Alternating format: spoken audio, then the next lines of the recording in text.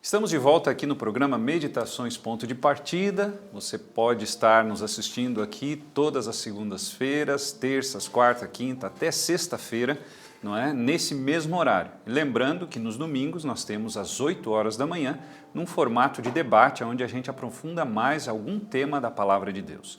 Nessa temporada nós estamos falando sobre os Salmos, um dos livros mais conhecidos da Bíblia e que trazem mensagens de conforto e de exortação.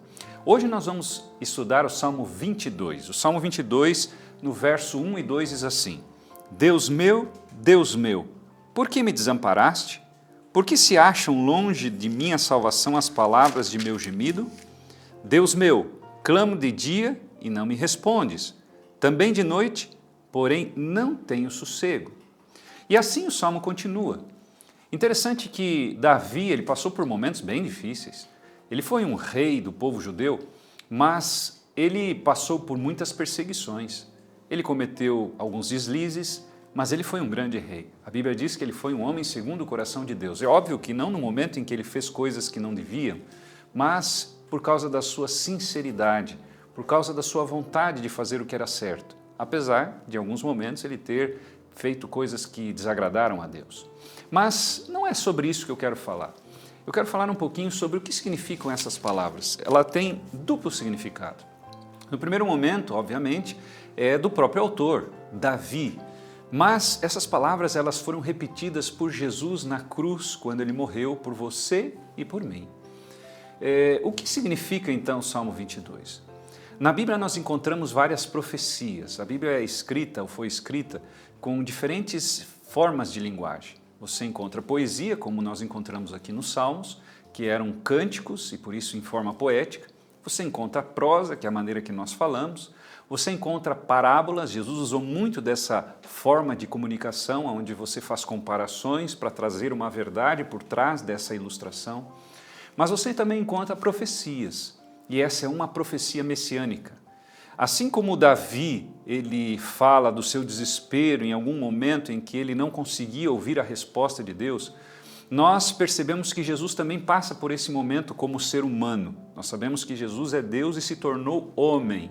Ele deixou a sua divindade em stand-by e ele agora veio para morrer por nós, para que a gente pudesse ter uma nova oportunidade.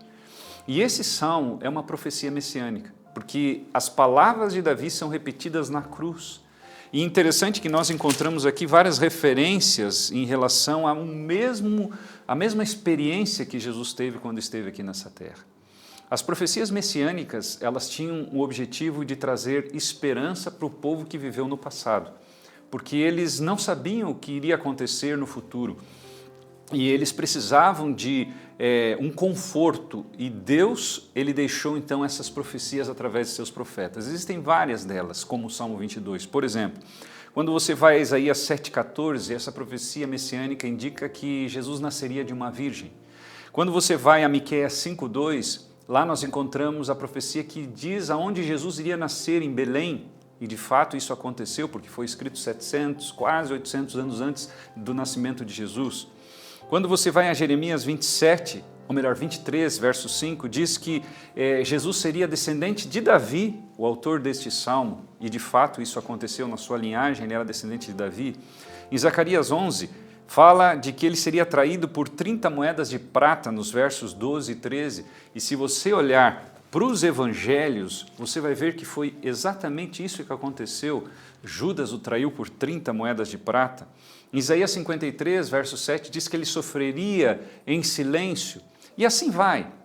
Por que eu estou falando dessas profecias? Porque as profecias são uma das maiores garantias da Bíblia de que Deus cumpre a sua palavra.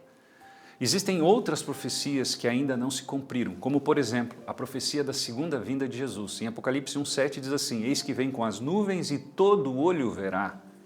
Jesus disse em João 14, 1-3, não fiquem preocupados, não se turbe o coração, crede em Deus, crede também em mim. E ele disse assim, eu estou indo para a casa de meu pai, vou preparar moradas para vocês. As profecias, elas são uma maneira de Deus dizer, eu cumpro as minhas promessas. Você está angustiado? Você está sem esperança? Você está, de repente, procurando encontrar-se nesse mundo de dor e sofrimento?